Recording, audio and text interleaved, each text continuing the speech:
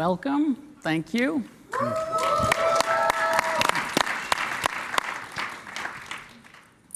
going to start by asking the question, why are we talking about conservatism at a conference on libertarianism, given that libertarianism is not conservatism and conservatism is not libertarianism?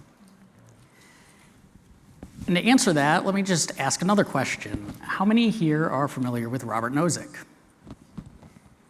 Man, you guys are missing out. Nozick has this famous line in his famous book, Anarchy, State, and Utopia, about liberty upsetting patterns. And I think a lot of the interesting reasons to talk about national conservatism is precisely that. National conservatism, like many forms of far-right conservatism, is about a particular vision of a patterned life, a way that our society should be organized, that people should live within it, the preferences that they should have, the behaviors they should engage in. And that's always going to have tensions with liberty and libertarianism, because liberty is the liberty to make your own choices and live your life the way that you want to live it. And so national conservatism is a reaction against a lot of people, when given liberty, choosing not to live particular kinds of conservative lives. And so it gives us a way to think about the tensions, as I said, within these differing and conflicting philosophical views, and then gives all of us in this room who are committed to advancing liberty a better sense of what we're up against. And so with that, I will turn things over to Heath to tell us a bit about the core ideas of national conservatism. Sure. Thanks, Aaron, and thanks to LibertyCon for having me. Yeah, I mean, I think you said it well, the difference or the essence of national conservatism. I think fundamentally it's just that they don't realize or recognize human liberty as a value in and of itself. I mean, when they, even charitably interpreting what national conservatism is, they'll say, oh, we're just realizing our values in our laws. We're making sure that our laws recognize and promote our values in society. But really what they're saying is they're just uncomfortable with human liberty and the values of people making their own choices and decisions about free speech and any other freedom of conscience, things like this. So that, I think, is the real conflict. But as you see, around the world, I think a really good proxy for what national conservatism is Viktor Orban in Hungary. Like what he does with Hungary, a fine if you promote homosexuality, shuttering critical radio stations in Hungary that he doesn't like. I mean, this is rationalizing the use of the state to basically quash out, forms of people expressing themselves that you just don't like and that you feel threatened by. So that I think is how it comes to fruition in real life. Let me jump in quick, and then and I think it's important for everybody to realize this thing we call national conservatism is growing in America. It's, I don't know how permanently, but it's taken over one of our two major political parties. Everything Heath said is right, but I think there's a fear among these folks that they want the America back that they thought we had. They've kind of given up on democracy and freedom to give it back to them, to get it back for them, so they look for government, a strong man to kind of do it. And this mentality has taken over the Republican Party, certainly. I will answer your opening question, Aaron, in a second, but first I just want to very quickly sketch out the two things that I have, the two things I think are wrong about national conservatism. And the first is that it's nationalistic, and the second is that it's conservative. Okay, and let me explain this a little bit. I am a patriot. I love America. My family has only been in America for about 100 years. My grandparents emigrated from Ireland and Italy. And I won the lottery when they managed to squeak through Ellis Island, and I don't mean to diminish any of the 59 other countries people are attending from, but I love America because it is a country that is not based on territory, it's not based on ethnicity, it's not based on where you come from, it's based on an idea of what David Bose was talking about, aspiring to life, liberty, and the pursuit of happiness, and trying to perfect that vision. The nationalism of national conservatives is not that. It is, my parents and my grandparents were able to leave a world in which they were told you can only follow one possible vision. There was a master plan, and you were either with the program or you were done. And when you come to America, you have more opportunities to live life as you want to, which is incredible. And you can be a patriot without being a nationalist. And I think this is something that libertarians are good at that we don't talk about enough. You can be a citizen of America, you can be a citizen of the state you're from and the town you're from, and also be a citizen of the world. These things are not mutually exclusive. And actually, I was born in Brooklyn, I was raised in New Jersey, and I love New Jersey. Are there any New Jersey people out here? I will speak slower for you, but so this idea, what national conservatism posits a nationalism, as Joe was talking about, where it's like there is one goal, we have one meta-narrative, one overarching goal that we're trying to get to, and you're either with the program or you're an enemy. That's wrong. That is so anti-American, it's ridiculous, right?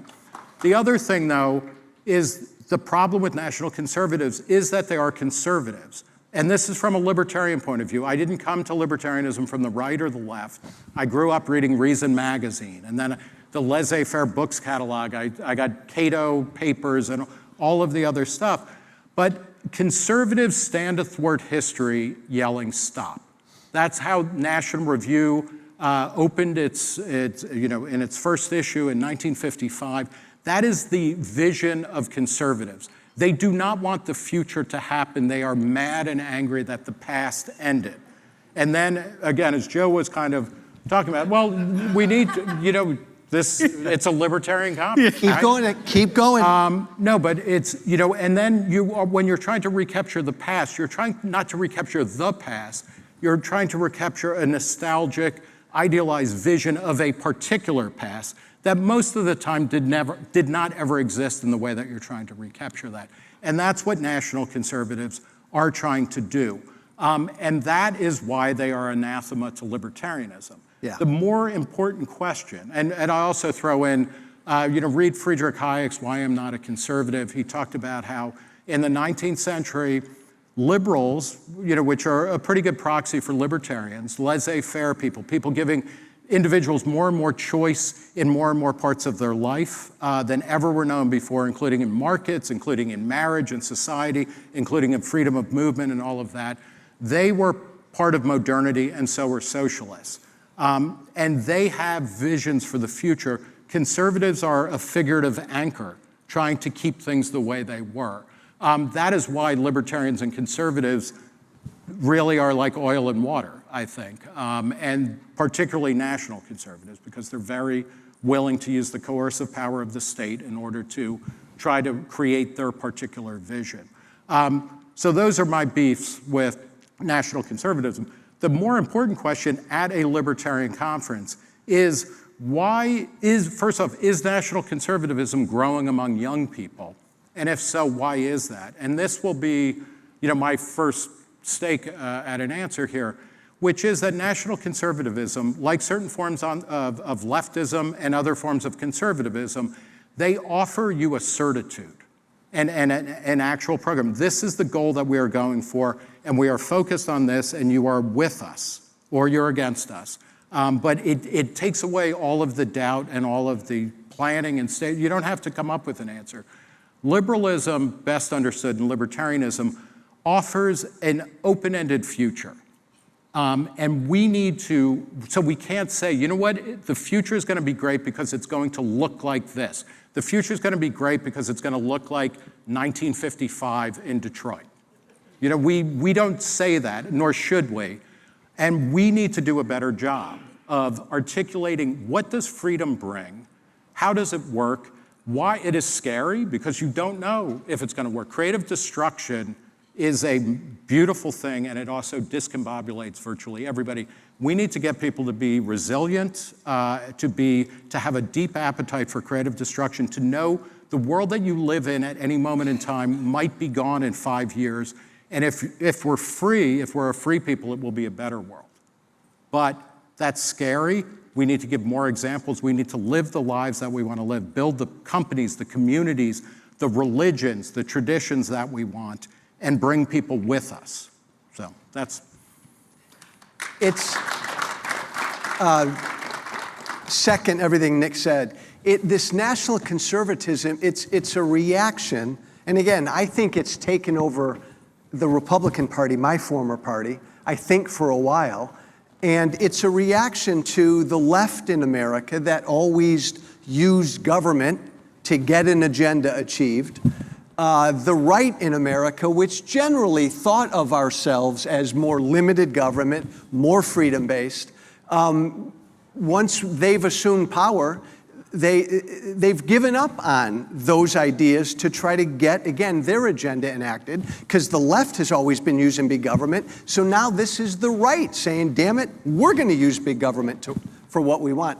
To Nick's point, we don't have, of those two parties, we have neither one of our parties in this country stands for anything remotely close to freedom. Go ahead, Heath.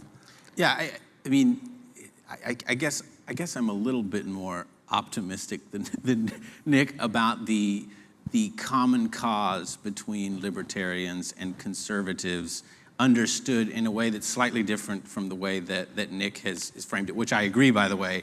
I do think national conservatism, the conservative part of national conservatism, is very much geared towards conserving some long-lost period in American life. I think there's another version of conservatism that is more compatible with libertarian values and liberal values, and that is conservatism that conserves the classically liberal foundation of the country, the rights-based individual freedoms in the Bill of Rights, in the rule of law, property rights. Those things are all part, I think, of a conservative agenda, because conservatives, at least from my perspective, it's easier to tear things down than it is to build things up. So to conserve the institutions that have protected our rights, that have protected, property, the rule of law, kept us from harming each other with our court systems. Those things are good. Separation of powers, they limit government, they increase human freedom. And if you're conserving those things, I think we do have common cause in this room and between those two movements. And the last thing I'll say, because there is this problem politically of the popular nature and the growing popularity of national conservatism, we got to figure it out. We got to figure out an answer quick, because like Joe said, liberty is not on the ballot in November. It's not going to be on the ballot. And I think it's actually an optimistic time to be a young person who is a liberty-minded person, because our political lanes are just in a state of complete chaos and flux. And people keep talking about redefinition, and I think we're still kind of stuck in this rut with the two parties. But I think there's going to come a point in the not too distant future where everything is up for grabs. There needs to be a coherent, politically popular and trustworthy answer that people can get behind, because like you said, that's the recipe for American success. Creative construction, innovation, adaptation. We can't just wall ourselves off and protect ourselves from competitive forces in the world. We have to compete. We have to get out there and innovate and invent. The thing that I like about conservatism, or that I find value in, is an interest in the past, and learning from the past and knowing the past, including things like knowing why do we have separation of powers, what is the history of the United States, both in its own terms and in terms of world history, what is the alternative that it offered to a world.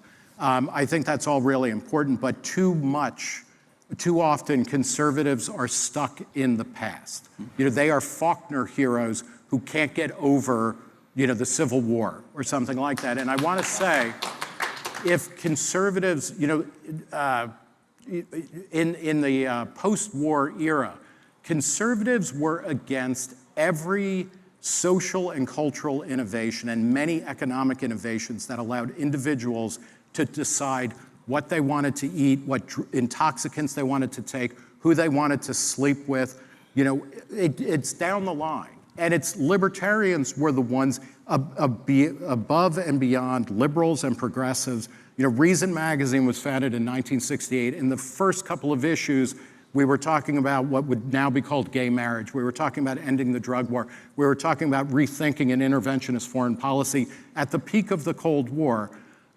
We need to be focused on the future. We need to be focused on coming up with institutions that are informed by the past, but that give individuals more and more choices, knowing, and this goes to your point, Aaron, or, you know, at the beginning, knowing that 99% of everybody is going to make decisions that you hate. Yeah. You know, it's like living in a dorm and your roommates all have terrible taste in music. That's not a bad place to be, especially if everybody is free, and then you can make your own music, you can listen to your own music, et cetera. That's a beautiful dream, and we need to be selling that and mapping it onto the absolute lack of idealism among young people today, or the sense that they have inherited a world of ashes. You know, part of, I think, what our task here at Students for Liberty and among the libertarian movement more broadly is not telling young people that their feelings are wrong, you know, that, you know, but showing through, you know, persuasive evidence that, you know what, this is a great time to be alive. You know, you are more likely to live longer. You have more individual freedom. You have more cultural freedom.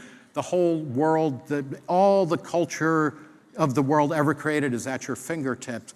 We need to start selling that, then explain how that happened and how we supercharge that and how we bring that to everybody else, and how you will be able to find individual meaning the minute that you are willing and able to create it on your own with the people around you. And I think I'll be interested to see what my colleagues think. We're in a funny place. Again, I hate to always talk about politics, but look at this. The greatest country in the history of the planet, and we've got 200-year-old Joe Biden running against you know who. I mean, think about that. But I think when this election, and neither party and neither candidate represents anything even remotely close to what all of us in this room believe in. Oh, and also probably a plurality of Americans. Yes. You know. Thank you. Agreed. I think the dam will break after this election. And I think, and I want to believe, there's going to be a real market movement and a real kind of uprising and a real political realignment in this country. Because Nick's right, most Americans are not right now where what these two parties are articulating. I think one thing that might be helpful in clarifying this is potentially distinguishing conservatism from the right. That we tend to use those two words as synonyms, but I don't think that they are, because one of the things about Trumpism, and then one of the things about, if you listen to the National Conservatives, they have incredibly radical ideas. They want to institute a trad Catholic theocracy, tear down our institutions. So that doesn't in sound the name of conservative. tradition, they would blowtorch everything Yes. here and demolish. I mean, there are French revolutionaries talking about what I want to really do is bring back the medieval church. And by the way, don't laugh. Well, laugh. Go ahead and laugh. but we're right. If the mindset of this Republican Party right now has its way, they're moving toward turning America into a Christian theocracy. Continue. I interrupted. So I think in that regard, you can say that you can be very far right and not conservative, which I think is what we're seeing. You can also be, and I think this would describe what you were talking about, Heath, you can be a liberal conservative in the sense that you have a view of certain institutions and traditions that undergird liberalism, and I want to conserve those, and I don't want to move very quickly and accidentally break things. I wanted to ask, though, because we're about halfway done, we all seem to agree that this is a threat, that there's a danger here, both politically, electorally, but also ideologically, as the spread of these ideas, they grow in certain sectors. But if we're going to respond to it, we have to answer the question of why now? Why is this happening now? Because as long as there have been youth, their kids have felt like they have to make their way in the world. They don't like the old world. They want to create the new. It's a scary thing. This is not the first time that young people have felt disillusioned about the state of the world. And as long as there's been history, there have been people yelling for it to stop. So what has changed in the last 5, 10, however many years to supercharge this particular movement as opposed to seeing it? And like you mentioned, the left using government, it's been doing that for over a century. So what is happening now that's causing this? I have a couple of thoughts about that, and one is in Joseph Schumpeter's Capitalism, Socialism, and Democracy, which was published during World War II, he saw the end of capitalism. He was a critic of Marx, and he said Marx was right that capitalism would destroy itself, but he was wrong about why. Marx thought all of the money would go to the 1%, and then everybody who was being exploited would finally realize they're being screwed, and they would rise up and revolt, et cetera. And he said, no, that's wrong. What happens in capitalism, and he was writing in the 40s, that capitalism increases wealth production so much. There's a line which I'll butcher where he said, the signal achievement of capitalism is not making more silk stockings for queens, it's for bringing them in the reach of factory girls. Everybody becomes wealthier and wealthier, and society starts to take wealth production for granted. And parallel to this, there is an intellectual infrastructure that builds up, which attacks capitalism as crass and as vulgar, as unnecessary for wealth production. And after a few generations, you forget that wealth is not a given. Wealth is the rare thing in human history. So you build up a kind of cultural infrastructure or superstructure that is antagonistic to the economic base of society.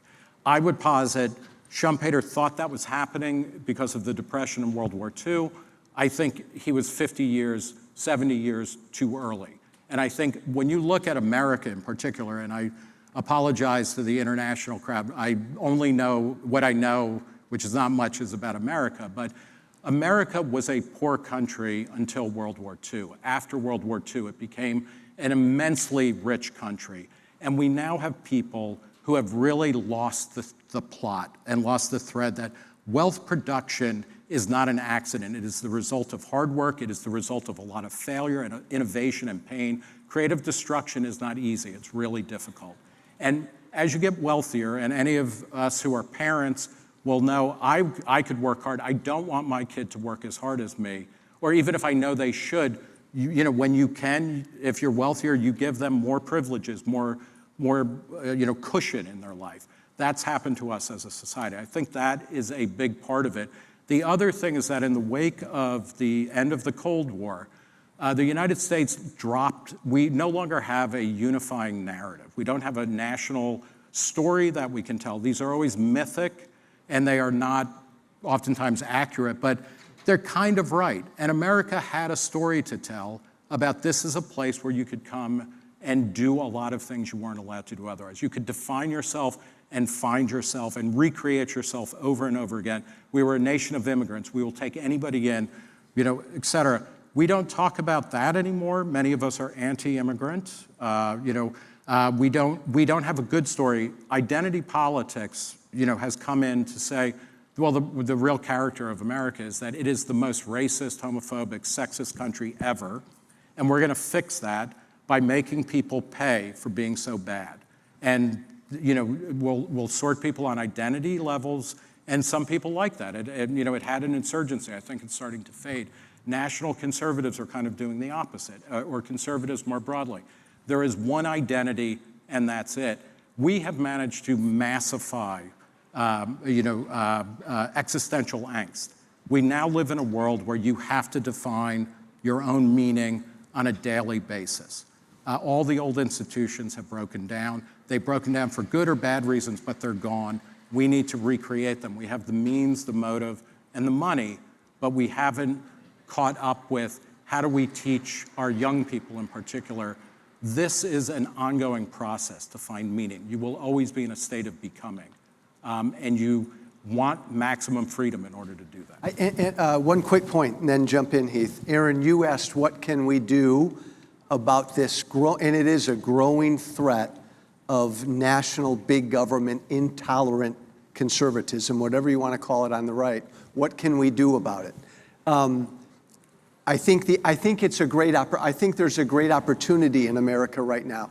We're living in a populist moment, I believe, and we all in this room may have different opinions on populism. People are angry in America, around the world, at their political systems. And I think that anger, it can be a good thing, and it could be channeled into reforming our political systems. That's an anger that the National Conservatives are taking advantage of. Somehow us freedom lovers need to address that populist anger and channel it into a freedom movement. Yeah, no, I agree with that, and on the question of why now? Why is this a problem now? Because I do agree with you, Aaron, that the dynamic of, progress versus that's always been there, and people have been frustrated with, going too fast or going too slow. I think part of it, a big part of it, is the lack of a national story, because that's how you combat identity. Because otherwise, if you have talentless politicians, they're just going to do what is easy, which is to placate people's, their animosities towards each other, and you're just going to have class identities, and whatever class identity wins is going to be the national identity. So you got to have some type of national story about what we're trying to do here as a country that cuts across those divides, which gets me to what I think are really two critical factors of why now. One is just terrible leadership. Bad leadership across the board, that people who just do not understand or appreciate the values of freedom, of liberty. Politics is not about realizing those values to them. Politics is just a game of getting elected, and they will say or do whatever they have to do to get into power. So bad leadership is one, because that trickles down. Because you look, Javier Milei is a guy that is going out there and unabashedly making the philosophical arguments for these things, and the dude's like a rock star. That type of leadership has the ability to change the polls, to change how people feel about these ideas. So that leadership to me is critical. And just just sort of epistemological explanation, I think, is the losers, the demography of the losers of capitalism changed in the early 2000s, or after the financial crisis, I think. The political makeup of who we think the losers are. I considered, growing up in the early 2000s, it was really the Democratic Party who was seen as kind of catering to the losers of capitalism. The people who were unemployed, the poor, they were saying capitalism sucks. We need the government to step in and fix the problems that capitalism has created. And the right was sort of the defenders of free markets and free capitalism, and we don't need government. That all changed when, it was a white working class voter in Tennessee who was a traditionally Republican voter. Now all of a sudden there's this challenge. Do I continue to defend the merits of capitalism because I believed in it, or was just doing that because the person that I was preaching to already agreed with me? So that, I think, is an interesting dynamic, and it shows the fact that the leaders who are always saying these things didn't actually believe in the principle of it. They just liked it because it was convenient to get them elected with the groups that they were preaching to. So that, I think, is a problem. I think you need principled leaders who actually believe in these things and understand them, because that's the only real way you communicate inspiration, and then you actually lift people's eyes up to what we can be as a country. And understand how bad it's gotten in America right now. Yeah. The right and the left now in America are unabashedly, publicly pro-big government. At least back in the day, the right kind of was quiet about it. Now they're both out there saying, damn it, we're going to use government to do this. It's a scary place. If I may, you're right. The good news on that is that, at least in the United States, party affiliation, self-identified party affiliation, is at historic lows among the Republicans and the Democrats. People are not buying that anymore. And Aaron, in the 21st century alone, we've had multiple shocks to our system. We had the 2000 election, which really came down to a coin flip, and that was nerve-wracking to people. 9/11. We, managed to insert ourselves into a bunch of elective wars that were disastrous, that we never quite agreed, we never kind of copped to. The financial crisis was gigantic, and it showed that the financial system doesn't exist as an artifact of the people who are a part of it. It exists to serve wealthy, well-connected people. The Trump election, he won fair and square, but what that revealed among the losers of that, like Hillary Clinton and the Democratic Party, they couldn't take the loss. They had to create vast conspiracy theories about Russian collusion that call into question everything about America. Trump had his own version of that a little bit later. And then COVID was such a catastrophic failure in most ways of government response. If you are not disillusioned in 2024, you are a moron, right, by the power structure. Well, So Joe, to your he's point, right, like Nick's we right. have to acknowledge the anger. People are right to be angry. They've been lied to. Absolutely. And it is inescapable now. And then the question is, how do you turn that to a libertarian end or to a libertarian worldview? Bingo. And that, I think, is where you can't stay in anger. You have to shift it to passion, and you have to start world building. This is one of the things that the United States is great for, and increasingly other countries, places like Brazil, places like Argentina, throughout Africa, where things like startup cities or charter cities are being tried, where people are saying, I want to start building the world I want to live in, and I'm not going to wait for the UN to help me. I'm not going to wait for NATO. I'm not going to wait for the World Bank or the IMF or the Republicans or Democrats. I'm just going to start doing it. Part of what libertarians need to do is be part and parcel of all of that and then publicize it. None of these things, many of these things, most of these things will fail. But every time people try to come up with a new way of living, a new way of thinking, a new way of engaging, of producing culture, of consuming culture, we should be there to talk about why that's good, even if it fails, as long as it's voluntary, and as long as it respects equal individual rights and is predicated upon the future rather than trying to preserve the past. And I think you're right that a lot of this hooks on to meaning and sources of meaning and a felt loss of meaning. And so on the one hand, yes, we need to show how liberalism, because ultimately what this is about, they are profoundly illiberal and we want to defend liberalism. And so part of that is, here's how you find meaning in a liberal society and how you can be content with your sources of meaning even if other people have different ones. Liberalism is the ultimate choose your own adventure, program. It really is, and we need to, really underscore that. You are going to be choosing your, and even people, there's a move towards traditional religion and things like that. People who are Catholic today are not Catholic the way they were in 1924 or even 1964. It's always changing. Change is the only constant. We can be smart about that, and we can be open-ended about it, and we can be pluralistic and tolerant. The idea is, I am not threatened if you are religious. I may learn a lot from it. You may learn a lot from me if I'm secular. Multiply that throughout all kinds of living arrangements and things like that. But that is the core of libertarianism and of liberalism. It is that you get to choose more and more aspects of your life. That is an awesome responsibility. It's an exciting adventure. And we need to kind of promote how fun, exciting, a little bit terrifying that is. Agreed. And my final 30 seconds would be, the country right now is paralyzed, and we will be paralyzed by this Biden-Trump thing. And screw it, it is what it is, it's got to happen. I think there's going to be just an overwhelming kind of revolutionary period after this election. And I think it will be liberalism rising up in a lot of different forms to take on the illiberalism that we see on both wings right now. But it won't happen till after this election. Oh! Nothing to add to that on that note. No. Okay, well, with that, thank you all. We solved it.